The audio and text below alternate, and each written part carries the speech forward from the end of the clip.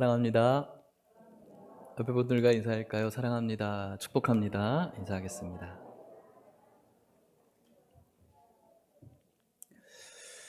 이렇게 오늘도 또 다른 기회가 우리들에게 찾아온 걸 혹시 아십니까? 네, 새해가 맞았습니다. 다시 한번 이렇게 시작할 수 있다는 게 참 축복인 것 같습니다. 그렇죠? 옆에 분들과 다시 한번 인사하실 때 새해 복 많이 받으세요 라고 인사하겠습니다. 새해 복 많이 받으세요. 새해 복 많이 받으세요. 네. 새해 복 많이 받으시기를 축복합니다. 복 많이 받고 싶으시죠? 네, 맞습니다. 복 싫어하시는 분 있으십니까? 예, 없죠. 복 싫어하는 사람은 없을 거라고 생각이 들어요. 있는 사람은 좀 진짜 이상한 사람이겠다 생각이 들어요. 남녀노소 고급막론하고 복에 대해서 지금까지 막 이렇게 혐오했던 그런 적은 한 번도 없습니다. 제가 어릴 때만 해도 이 복이라는 단어가 여기저기에 굉장히 많이 붙어 있었어요. 그래서 밥그릇에도 복자가 있었고, 숟가락에도 복이 있었고, 베개에도 복이 있고, 이불에도 복이 있고, 또 송아지래, 돼지 저금통에도 복이 있고, 복이 얼마나 많이 여기저기 붙어 있는지. 요즘 여러분 집에 그런 거 가지고 계세요? 아직도? 없죠. 요즘은 좀 없는 것 같아요. 옛날에는 참 복을 좋아했는데, 아무튼 이렇게 복 좋아하는 그런 민족이 없을 것 같은데, 그것은 우리나라뿐만 아니라 다른 나라도 마찬가지일 거라는 생각이 듭니다. 그래서 오늘 이렇게 새해 복 많이 받았기를 서로 축복하는 이렇게 귀한 새해 첫날, 하나님께서 우리들에게 말씀하시는 이 복과 또 복과 가장 관계 있는 사람인 저와 여러분들에 대해서 말씀하는 이 말씀을 저와 같이 다뤄가려고 합니다. 복, 성경이 이야기하는 복, 그리고 오늘 이 시편이 말씀하시는 이 복은 이 세상에 많은 사람들이 이야기하는 이 공간에서 주어지는 복과는 다른 개념입니다. 더 초월적인 개념이라고 할 수가 있겠죠. 세상에서 얻게 되어지는 많은 복들, 여러분 장수하고 싶으시죠? 아니신가요? 저는 올해 예수님 빨리 오셨으면 좋겠다 그런 마음이 있으시죠? 장수에도 복이라고 이야기를 하면, 성경도 장수의 복이라고 이야기를 해요. 부모님을 공경하는 자에게 장수하는 복을 주신다라고 말씀하시는데, 물론 그게 장수하는 것이 복이기도 하지만 또 그 장수를 어떤 상태로 하는가에 따라서 복인지 아니면 불행인지 달라질 수가 있겠죠. 오래 사는데 진짜 막 죽을 만큼 힘들고 막 고생스럽게 육체가 되면은 그걸 복이라고 할 수 있을까? 또 돈이 많은 것이 또 좋죠. 좋은 거죠. 또 복이기도 하지만 또 돈으로 인해서 가정이 파괴되어지는 것들이 얼마나 많이 있습니까? 그렇다면은 돈이 정말로 복인가? 언젠가 이렇게 매스컴을 봤더니 어떤 남편이 로또에 1등에 당첨을 한 거죠. 그래서 당첨하고 난 다음에 이것을 아내와 나누기 싫어서 이혼을 일부러 하려고 막 꾀를 쓰다가 막 이렇게 분쟁이 된 것도 봤어요. 오히려 돈이 많아짐으로 해서 가정이 파괴되어지는 그런 일이 벌어지죠. 또 인기가 많은 것이 복이죠. 사람들에게 인정받고 열광하는 것도 복이지만 이렇게 인기가 너무 많은데 그 인기를 유지하기 위해서 또 마음에 그런 공허함을 달래기 위해 또 마약이나 그런 것들로 하면서 인생이 파탄나는 그런 연예인들도 우리가 보기도 합니다. 그렇다면은 분명히 건강한 것도 좋은 것이고 돈이 많은 것도 좋은 것이고 사람들에게 인정을 받고 인기를 얻는 것 좋은 것이지만 중요한 것은 그런 복은 제한적이라는 거예요. 없어지는 것이고 그것이 우리들에게 영원하지 않다라는 것입니다. 그리고 그 복이 또 다른 우리들의 어떤 인생의 불행으로 돌변할 수 있다라는 것에, 그것은 불완전한 복이고 또 일시적인 복이라고 할 수가 있겠죠. 그렇기 때문에 하나님께서 주시는 복은 그것을 초월하는 복이고 또 그것과 전혀 상관없이 우리들의 기쁨과 감사와 평안이 무너지지 않는 진짜 복이라고 할 수가 있겠죠. 그런데 문제는 이 복에 대해서 우리가 많이 실감하지 못하고 또 이 복에 대해서 사람들이 또 성도들이 갈급하지 않는다는 것이 오늘날의 문제인 것 같습니다. 먼 이야기처럼 느껴지는 부분이 있는 것이죠. 하지만 여러분, 정말로 우리가 예수님의 그 십자가 앞에 놓여진 우리들의 진면목을 발견하면서 그 어떤 죄의 연약함에 떨어본 인생이라면 이것이 얼마나 놀라운 축복인지를 저는 확실히 깨달을 수 있을 거라 생각이 듭니다. 우리들에게 주신 이 영원한 복, 또 영원히 사라지지 않는 이 축복이 우리들에게 있어서 가장 귀한 것이고 가치 있다. 그리고 이 복을 놓치고 싶지 않다라는 것이 우리들 마음속에 늘 있을 수밖에 없는 것이죠. 그래서 이 복에 대해서 먼저는 여러분들이 복 많이 받기를 바라지만 이 하나님의 복에 대해서 여러분들이 갈급하고 사모하는 여러분들의 마음이 될 수 있기를 주의 이름으로 축복합니다. 그렇다면 오늘 우리가 읽은 시편 잘 알고 있는 말씀이죠. 이 복에 대해서 복 있는 사람은 어떤 사람인가 같이 한번 들어가 보도록 하겠습니다. 1절 말씀 같이 읽어볼게요. 시작. 복 있는 사람은 악인들의 꾀를 따르지 아니하며 죄인들의 길에 서지 아니하며 오만한 자들의 자리에 앉지 아니하고. 아멘. 복 있는 사람, 제한적이고 일시적이고 없어질 그런 복이 아니라 하나님께서 우리들에게 주고자 하는 가장 궁극적이고 초월적인 그 복을 가질 수 있는 그 사람은 오늘 성경이 이야기하기를 악인과 죄인과 오만한 자들이 나오는데 그들과 함께하지 않는 사람이라고 말합니다. 악인들이 어떤 사람들이죠? 물론 성경은 구약에서 하나님과 관계없는 사람들은 다 악인으로 구별합니다. 하나님을 모르는 사람들이죠. 특별히 구체적으로는 이런 악인들은 어떤 부정직한 방법으로 자신의 이익을 취하는 사람들이 악인들이라고 할 수가 있겠습니다. 여러분들이 지난 한 주간도 정직한 방법으로 또 열심히 살아오셨을 것이라고 생각이 듭니다. 그런데 오늘날의 매체와 매스컴들은 세상 사람들, 우리들을 향해서 이야기합니다. 그렇게 해서 언제 돈 버냐라고 이야기합니다.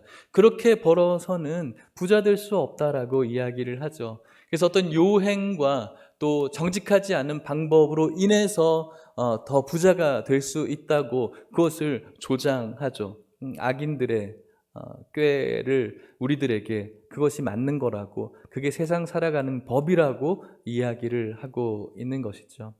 그래서 그것을 따라가려고 하는 이 세상의 많은 사람들의 모습을 보이고 있습니다. 하지만 분명히 하나님께서 주시는 복은 그것을 따라갈 때 가능하지 않다라고 말씀합니다. 죄인의 길이라고 말하죠. 죄에 대해서 우리는 어떤 관역에 화살을 쏘았을 때 빗나가다, 어떤 관역에 빗나가는 것을 죄라고 이야기를 해요. 하나님께서 분명히 목표로 한 그 지점이 있는데 그 지점을 빗나가는 그런 인생이 죄인의 인생이죠. 하나님께서 저와 여러분들의 어떤 목표로 설정해 놓은 그 길이 있는데 그곳을 빗나가는 거예요. 빗나가는 그 선을 빗나가는 것이 뭔가 나에게 더 합리적으로 보이고 효율적으로 보이고 좋아 보이기 때문에 빗나가고 싶은 것이죠. 여러분, 기차를 우리가 탈 때 기차가 달리는 길을 무슨 길이라고 하죠? 기찻길이라고 하겠죠.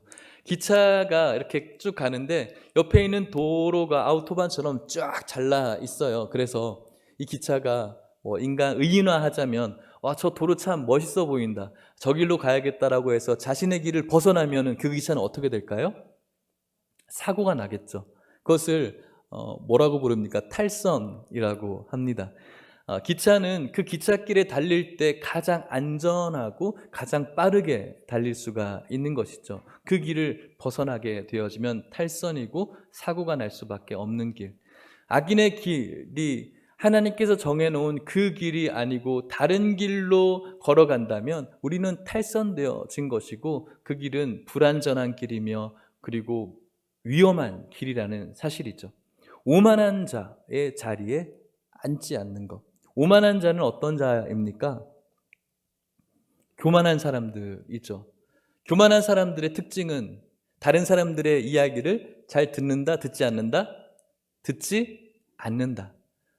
자기가 제일 잘났죠. 자신이 가지고 있는 그 철학, 자신이 가지고 있는 생각, 그 신념에 절대로 타협이 없습니다. 그렇죠? 그래서 이게 아무리 논리적으로 맞아도 옳아도 다른 사람들이 수많은 이야기를 해도 자신의 신념을 굽히지 않습니다. 오늘날 정치도 마찬가지이고요. 철학도 마찬가지이고 또 오늘 우리들이 살아가는 모든 인생의 자신의 어떤 가치관이 흔들리지 않는 사람들이 있습니다. 교만합니다. 이 오만은 사람들의 이야기를 듣지 않는 것을 벗어나서 어떤 존재, 하나님에 대한 그 이야기도 듣지 않으려고 하는 오만함. 그래서 오만함의 수치가 100에 이른 존재가 있어요. 100점 만점에 100점. 성경에서는 그를 누구라고 부를까요? 사단이라고 부르죠. 교만, 오만한 자.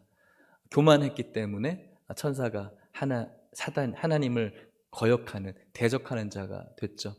이렇게 사단의 졸개처럼 이 세상의 많은 사람들도 하나님의 그 말씀을 전혀 들으려고 하지 않는, 내 주먹이 최고이지, 내가 가지고 있는 이 통장의 잔고가 최고이지, 내가 가지고 있는 건강이 최고이지라고 하면서 우리가 하나님을 의지하고 하나님을 의뢰하려는 것을 어리석고 무식하고 약하다라고 폄하하는 그 오만함 자리에 앉아있는 자들은 복이 있을 수가 없다라고 말합니다.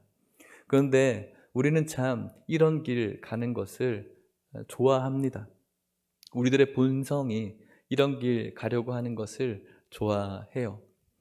악인들의 꾀를 우리가 따르지 않아야 되죠. 우리는 잘 알고 있어요. 그래서 오늘날 어떤 그 사건들, 비리, 어떤 신문들 보면은 얼마를 떼어 먹었네, 얼마를 폭리를 취했네 하면은 우리가 막 욕을 하죠. 그렇죠? 하지만 정말로 이렇게 돈을 떼어 먹는 가장 중심에 혹 우리가 놓여지게 된다면, 이것만 눈 딱 감으면은 이렇게 많은 액수의 돈이 나에게 들어오는 그 상황에 우리가 놓여 있다면 유혹되지 않을 사람들이 과연 얼마나 있을까요? 그런 악인들의 꾀를 따르고 싶어하는 성향이 우리들에게 분명히 있다는 거예요. 여기서 자유하기 위해서 몸부림치는 것은 우리들의 힘으로는 굉장히 힘들어요. 따라가고 싶어요. 그리고 어느새 따라가다 보면은 여기서는 점층법으로 쓰였어요. 동사가 따르다, 그리고 서다, 그리고 앉다. 나중에 따라가다 보니까 자기 위치가 어디 있는 거예요? 그들 죄인의 길에 어느새인가 서 있는 거예요. 그들의 모임에 내가 서 있는 것을 느끼는 거죠. 또 그것이 맞는 것 같고 그렇게 하다 보니까 뭔가 잘 되는 것 같아서 계속해서 그들의 모임에 따라가 있고 서 있다 보니까 나중에는 거기에 어떻게 되죠? 눌러 앉고 싶은 거죠. 완전히 주저앉아 버려서 이제는 더 이상 하나님의 말씀이 그에게 이렇게 영향을 주지 않는, 받아들여지지 않는 그런 상태로 우리가 전락해 버려지는 것이죠. 이런 인생은 결국은 하나님과 전혀 관계를 맺지 못하는 악인의 결말을 맛보는, 복과는 전혀 상관없는 사람이 되는 것이죠. 그러나 복 있는 사람은 어떤 사람이라고 이야기하고 있습니까? 2절 말씀을 같이 한번 읽어볼게요. 2절입니다. 시작. 오직 여호와의 율법을 즐거워하며 그의 율법을 주야로 묵상하는도다. 아멘. 이에 반해서 악인의 길, 죄인의 길, 오만한 자리에 따라가고 서 있고 눌러 앉아버린 그들에 반해서 복 있는 사람은 하나님의 그 말씀을 즐거워하는 사람. 점층법으로 즐거워하고 그리고 묵상하는 사람. 즐거워하면 계속 그것을 생각할 수밖에 없어요. 여러분들이 지금도 그랬으면 좋겠지만 과거에 여러분들의 남편과 아내를 뜨겁게 사랑했던 적이 있었을 것 같습니다. 그쵸? 사랑해서 결혼한 거 아니에요? 아닌가요? 네. 그래서 그 대상을 이렇게 막 썸이 있을 때 그 사람만 막 계속 늘 생각나서요. 그 사람만 생각하면 막 뭔가 마음이 즐거워요. 마음에 좋은 그 기분의 세포와 그런 호르몬들이 막 분비돼요. 그러면서 계속 그 사람만 생각나고 그 사람이 묵상되어지는 거예요. 그 사람이 뭘 좋아하지? 어떤 음식을 좋아할까? 내가 그것을 준비해 볼까? 그 사람은 어떤 남자를 좋아할까? 그 사람은 어떤 여자를 좋아할까? 어떤 머리 스타일을 좋아할까? 이게 계속 내 안에 묵상되어지는 거죠. 그리고 묵상되어지면 어떻게 될까요? 그 사람이 좋아하는 머리 스타일을 할까요? 안 할까요? 하겠죠. 그 사람이 좋아하는 취향의 어떤 모습을 본인이 하겠죠. 이것이 바로 점증적인 겁니다. 하나님 말씀이 막 우리 안에 즐거워져요. 즐거워지고 난 다음에 계속해서 우리 안에 그 말씀이 생각되어지고 또 생각되어져요. 그렇다면 우리들의 삶이 자연스럽게 그가 하시는 그 말씀의 목적을 향해서 살아갈 수밖에 없는 거예요. 이것이 바로 복 있는 사람의 특징이라고 할 수가 있겠죠. 그런데 이 사람의 복 있는 사람이 하나님의 말씀을 즐거워하고 묵상하는 사람인데 이 사람은 어떠한 축복을 받는가? 3절 말씀 같이 읽어볼게요. 시작. 그는 시냇가에 심은 나무가 철을 따라 열매를 맺으며 그 잎사귀가 마르지 아니함 같으니 그가 하는 모든 일이 다 형통하리로다. 아멘. 복 있는 사람은 하나님의 말씀을 즐거워하는 사람이고요. 즐거워하니까 그 말씀이 늘 묵상되어질 수밖에 없죠. 그렇게 말씀이 묵상되어져서 늘 주님께서 원하시는 방향으로 살고 싶어 하는 그 사람의 삶은 시냇가에 심겨진 나무와 같다는 거예요. 나무가 성장하는 데 있어서 가장 중요한 요소, 물이죠. 햇빛, 산소, 우리가 이렇게 배웠는데 물이 가장 중요해요. 그래서 물의 영향을 공급받는 그 나무는 뿌리를 계속해서 깊게 내리게 될 것이고 탄탄해진 그 뿌리와 함께 단단하게 성장할 뿐만 아니라 철을 따라 잎을 내고 또 철을 따라서 열매를 맺게 됩니다. 그렇게 철을 따라 열매를 맺으며 그 물에서 공급된 영향을 충분히 받으며 안식하는 그 삶이 바로 복 있는 사람의 삶의 모습. 그래서 아까 우리가 제한적이고 일시적이었던 이 세상의 복들, 재정들, 건강들, 인기들 좋은 것이지만 그것이 조금이라도 우리들에게 손해가 되어지고 아무리 돈이 많아도 조금 손실을 받는 것에 대해서 못 견뎌하는 그런 인생이 아니라 늘 때를 따라 주시는 그런 과실 또 그런 은혜 속에서 든든하고 또 평안하게 설 수 있는 나무가 되어져 가는 것이죠. 철을 따라라고 말씀하고 있어요. 봄, 여름, 가을, 겨울. 인생의 가장 좋은 시기는 어떤 계절로 표현할 수 있을까요? 봄이나 가을 될 수 있겠죠. 호불호가 있겠지만. 그리고 인생의 가장 외롭고 쓸쓸하고 고독하고 또 힘든 계절은 어떤 계절로 표현할까요? 겨울 정도로 될 수 있을 것 같아요. 나무를 보면은 열매도 하나도 없이 가지만 앙상해서 꼭 죽어있는 그런 나무. 그거죠. 철을 따라 봄, 여름, 가을도 있지만 겨울도 분명히 있어요. 하지만 그렇게 시냇가에 심겨진 그 나무는 겨울처럼 앙상해버린 그런 나무 같은 시절도 겪게 되지만 또 어떤 일이 벌어집니까? 봄이 되면 그 죽어있을 것 같은 나무에서 순이 돋기 시작하면서 또다시 잎을 내고 열매를 맺게 되죠. 이것이 바로 성도들이 가질 수 있는 늘 건강하고 늘 돈이 많고 늘 인기가 많은 것이 아니라 이런 인생의 굴곡 속에서 여전히 또 소망할 수 있는 그런 복이 바로 오늘 하나님께서 이야기하는 복이고 하나님의 말씀을 즐거워하고 묵상하는 자가 가질 수 있는 축복이라고 이야기하고 있는 것입니다. 그의 삶은 하는 일이 다 형통할 것이라고 이야기합니다. 형통. 형통은 어떤 단어입니까? 좋은 겁니까? 안 좋은 겁니까? 좋은 거죠. 형통하면 여러분들은 혹시 어떤 인물이 떠오르십니까? 꿈 하면 어떤 인물이 떠오르십니까? 네?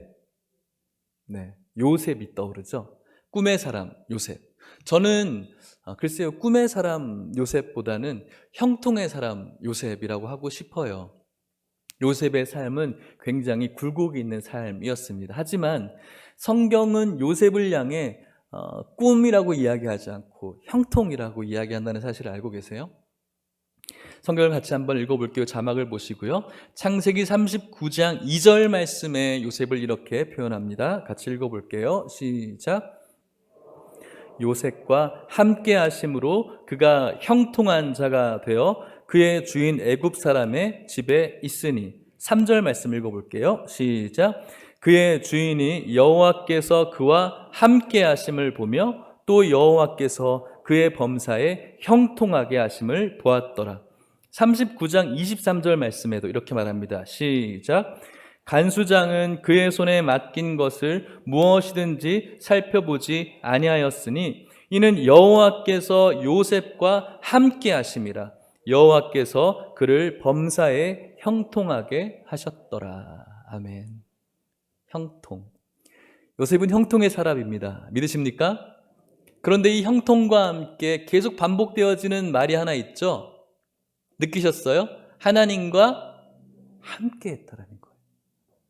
요셉은 물론 봄 같은 날이 있었죠. 어렸을 때 아버지께서 해주신 그 채색 옷을 입었던 그 좋았던 날들, 또 형들의 그런 별들이, 그리고 집단들이 자기 절했던 꿈을 꾸었던 좋았던 봄.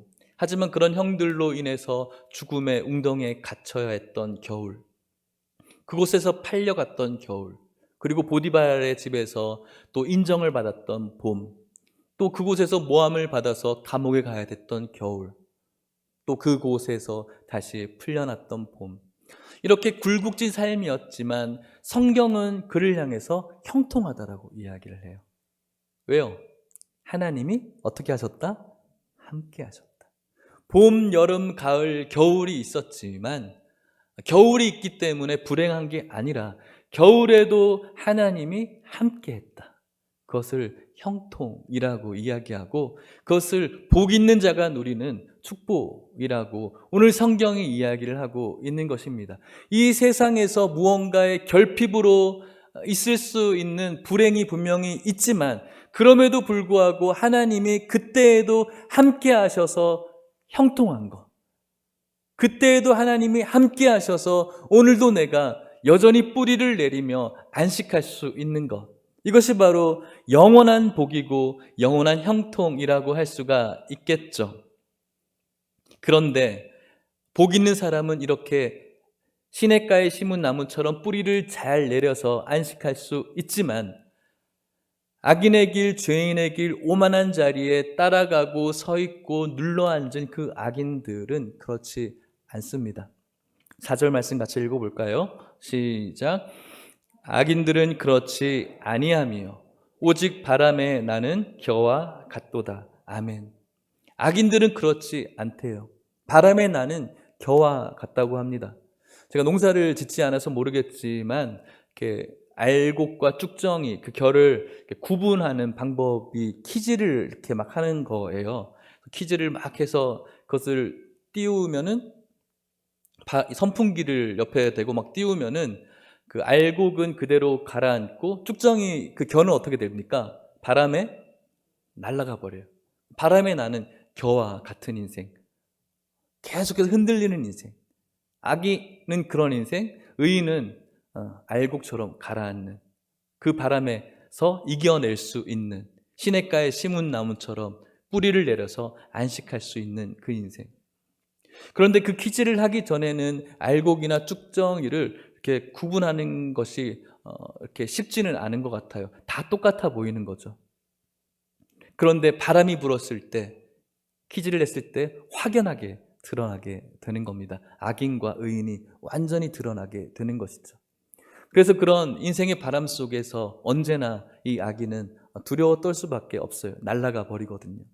종말적으로 예수님이 땅 가운데 다시 오실 때 그 심판대 앞에서는 완전하게 구분이 되어집니다. 그곳에서는 정말로 바람이 나는 겨처럼 날아가 버릴 인생이고 그 심판 앞에서 두려워 떠는 인생이 될 수밖에 없는 것입니다. 5절이 그렇게 이야기하고 있죠. 같이 5절 말씀을 읽겠습니다. 시작. 그러므로 악인들은 심판을 견디지 못하며 죄인들이 의인들의 모임에 들지 못하리로다. 아멘. 두려워서 그 심판을 견딜 수가 없는 거예요. 하나님이라는 그 막강한 태풍의 그 영향력 앞에서 견딜 수가 없는 거죠. 다 날아가 버릴 수밖에 없는 인생. 하지만 의인은 시냇가에 심은 나무가 되어서 그 뿌리를 깊숙이 내리면서 심판이라는 그 바람을 맞을 수 있는 그 인생. 그 인생들이 모여있는 모임이 의인들의 모임이 되어지는 것입니다. 그러므로 죄인들이 의인들의 모임에 들어갈 수가 없어요. 오늘날 여러분들은 어떻습니까?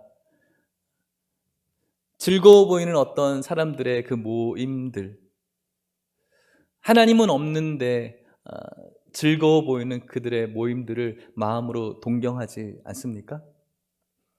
이스라엘 백성들이 광야에서 머물며 하나님 바라보는 연습을 열심히 했습니다.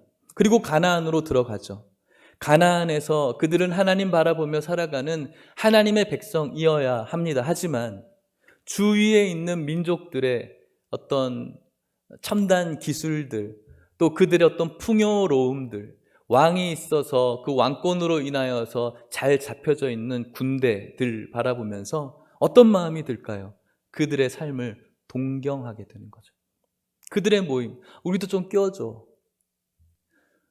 오늘 우리들이 이렇게 감사하게도 예배를 드리고 있지만 개중에는 지금 이 시간에 예배를 드리지 않아도 그냥 오늘 이 시간 길게 자거나 늦잠까지 자고 아니면 어제 토요일과 연이어서 좋은 곳에 여행 다니는 친구들, 직장 동료들 그렇게 살아가면서 참 좋아 보이는 그런 어떤 사람들의 워너비의 인생들을 보면서 참 우리 마음속에 참 좋겠다라는 동경이 우리들에게도 있을 수 있어요. 그래서 나도 좀 거기에 껴줘, 좀 들어가고 싶어 라는 그런 마음이 은연중에 들 수 있겠죠. 하지만 성경이 오늘 분명히 이야기하기를 심판날에 악인들이 견디지 못할 것이고 죄인들이 이 의인들의 모임에 들어올 수가 없다는 거예요.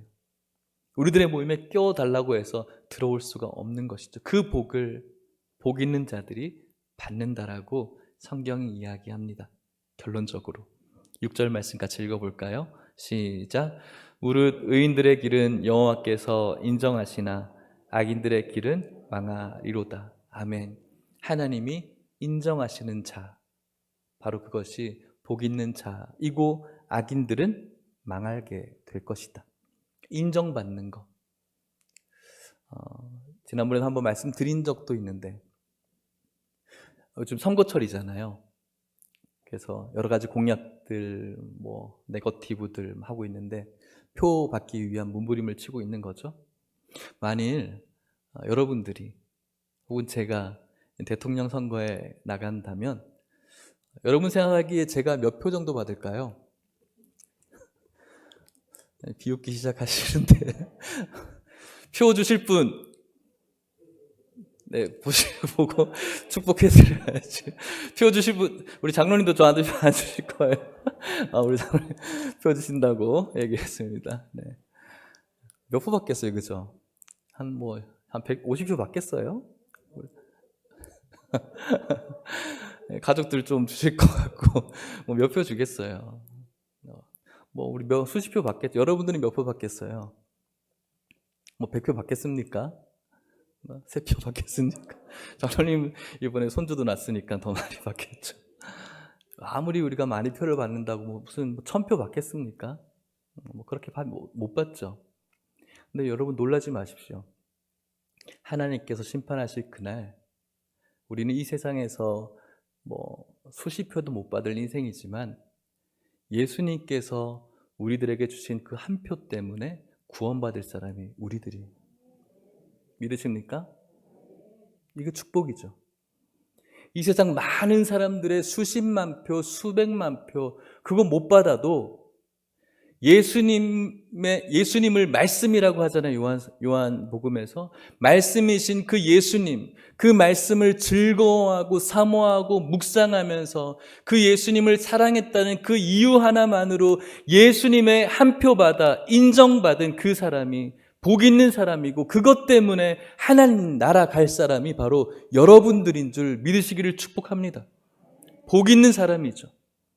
이 세상에서 아무리 인기가 많고 돈으로 인기를 사고 또 자신의 어떤 재능으로 인기를 사서 참 부러운 대상이지만, 그 수많은 사람들의 인정 속에 하나님의 인정이 없다면 결국은 망해버릴 수밖에 없는 인생, 불행한 인생인 것입니다.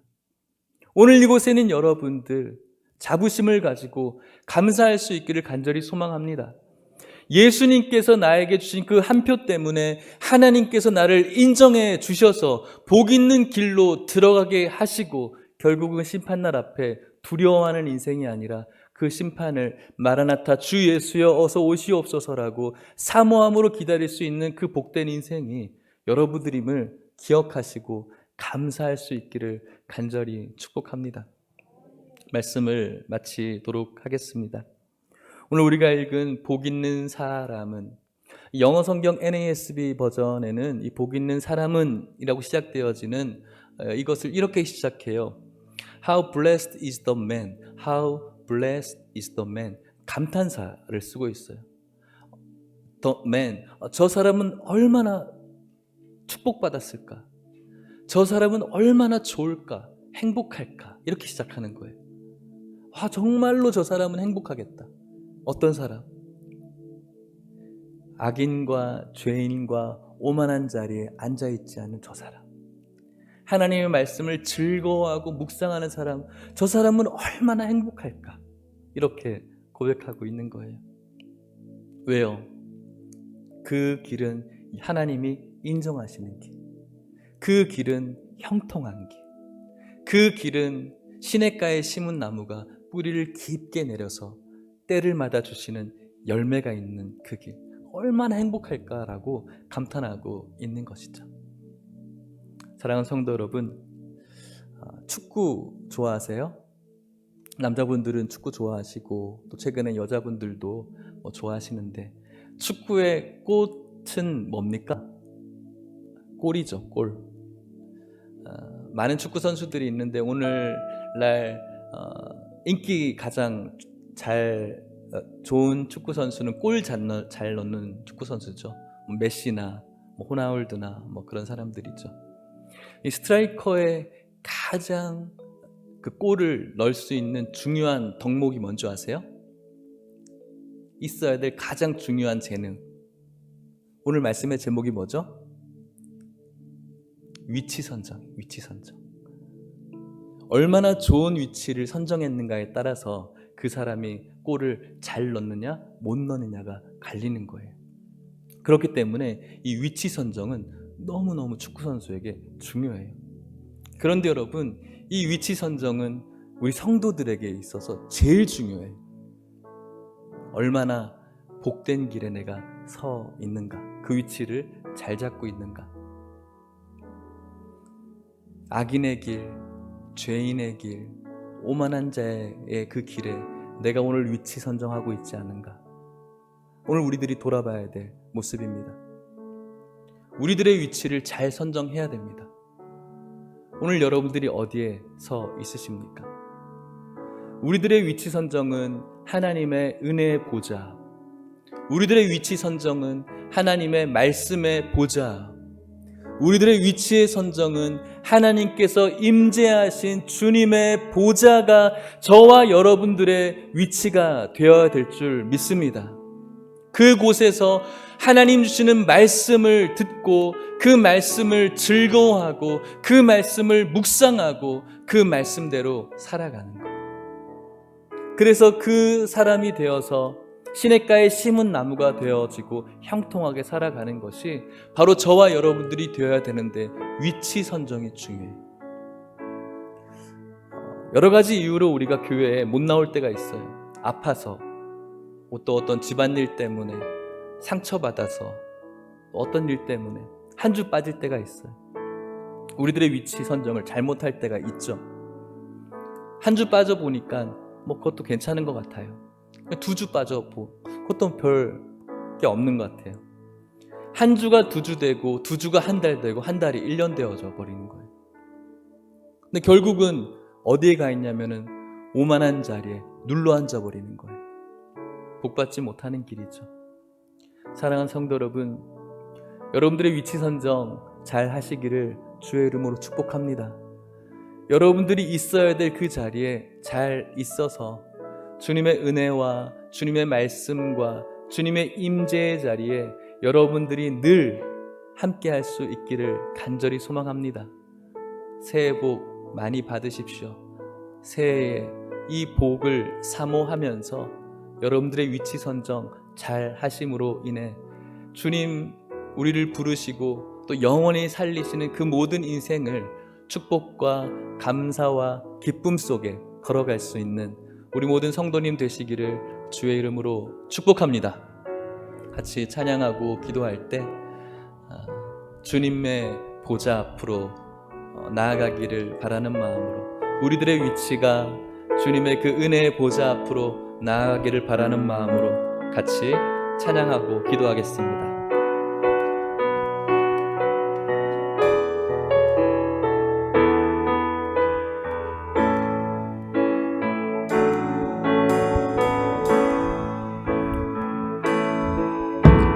주님 보좌 앞에 나아가 참된 안식과 기쁨 나누리겠네. 경배하며 주의 얼굴 구할 때 신실하신 주님 차 주님 보좌 앞에 나가 주님 보좌 앞에 나아가 참된 안식과 기쁨 나누리겠네.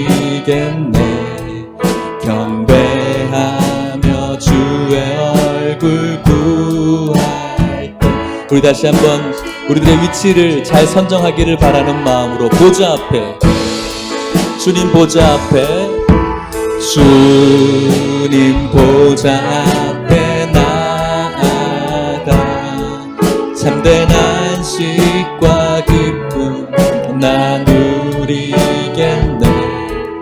경배하며 주의 얼굴 구할 때 그 신실하신 하나님을 만날 수가 있습니다. 신실하신 우리들을 시냇가에 심은 나무처럼 심겠다라고 약속하신 신실하신 하나님,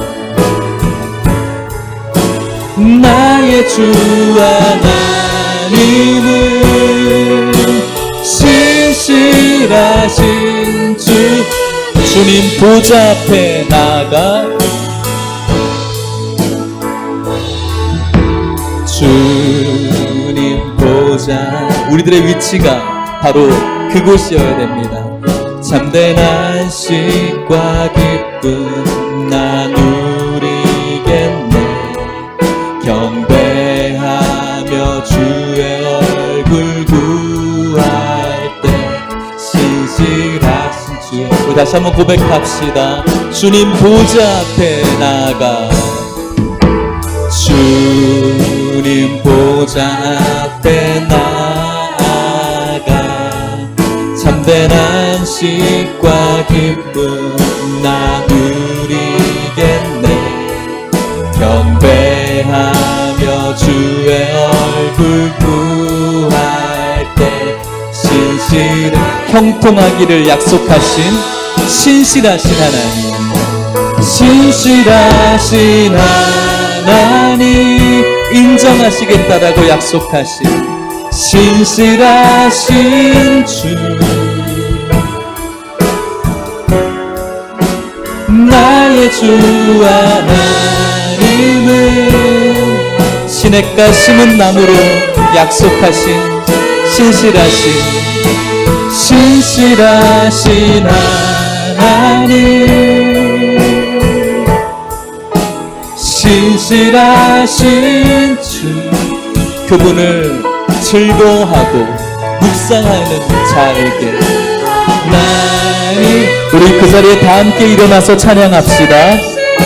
신실하신 하나님, 신실하신 하나님, 신실하신 주, 신실하신 주, 나의 주 하나님, 나의 주 하나님은 오늘 복을 약속하신 하나님, 신실하신 하나님 찬양합시다.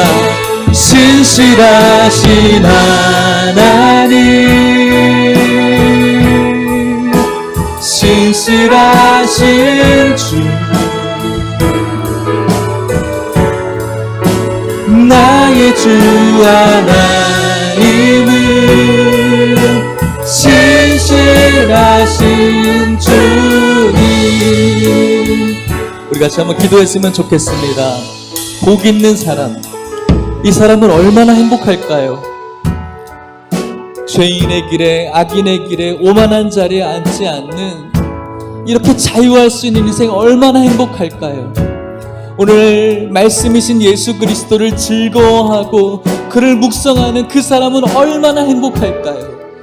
그래서 그의 삶이 시냇가에 심겨진 나무처럼 때를 따라 과실을 맺는 그 삶은 얼마나 행복할까요?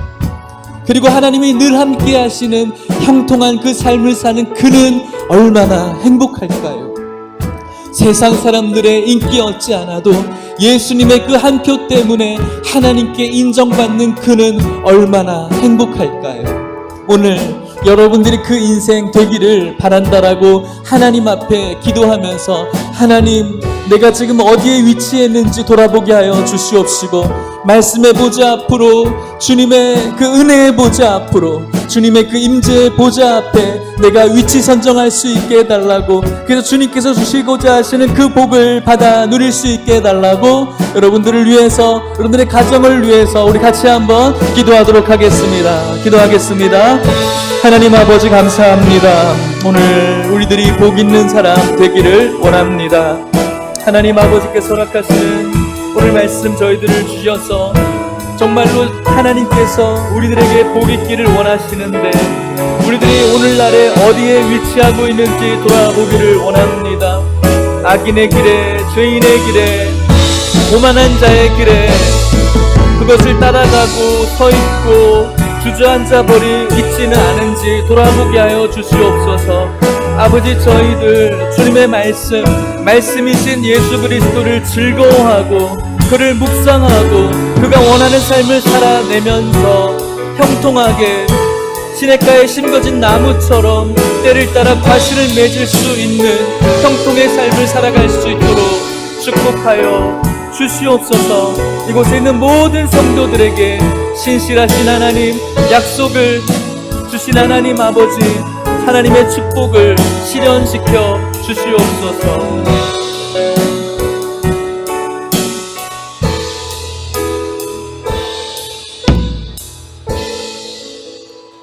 하나님 아버지 감사합니다.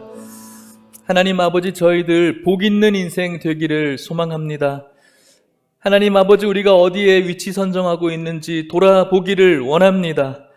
죄인의 길, 악인의 길, 오만한 자리에 눌러 앉아 있지는 않았는지 돌아보게 하여 주시옵시고, 사랑이 많으신 하나님 앞에 의뢰하며 그곳에 위치하고 있는 우리들 하나님 앞에 회개하게 하여 주시옵소서.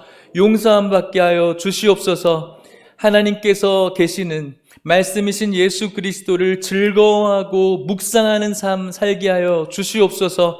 그리하여 시냇가에 심은 나무처럼 철을 따라 과실을 맺게 하여 주시옵시고, 하나님 늘 함께 하시는 형통의 길 겪게 하여 주시옵소서.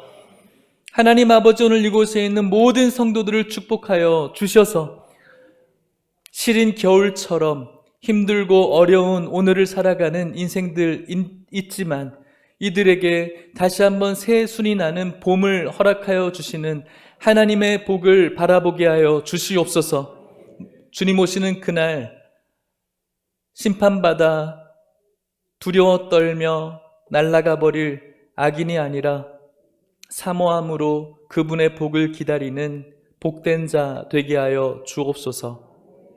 지금은 예수 그리스도의 은혜와 하나님의 사랑과 성령의 교통하심이 오늘 말씀을 통해서 하나님께서 가장 기뻐하는 자리에 위치 선정함으로 주님이 주시고자 하시는 크고 충만한 복을 누리고 이 땅 가운데 무너지지 않는 안식 속에서 늘 주님을 향한 찬송과 경배로 살기를 원하는 이곳에 있는 모든 성도님들과 또 영상으로 함께 예배를 드리는 우리의 사랑하는 교우들과 그들의 가정과 하남예일교회와 다음 세대와 이 나라와 이 민족 가운데 이제로부터 영원토록 함께 있을지어다.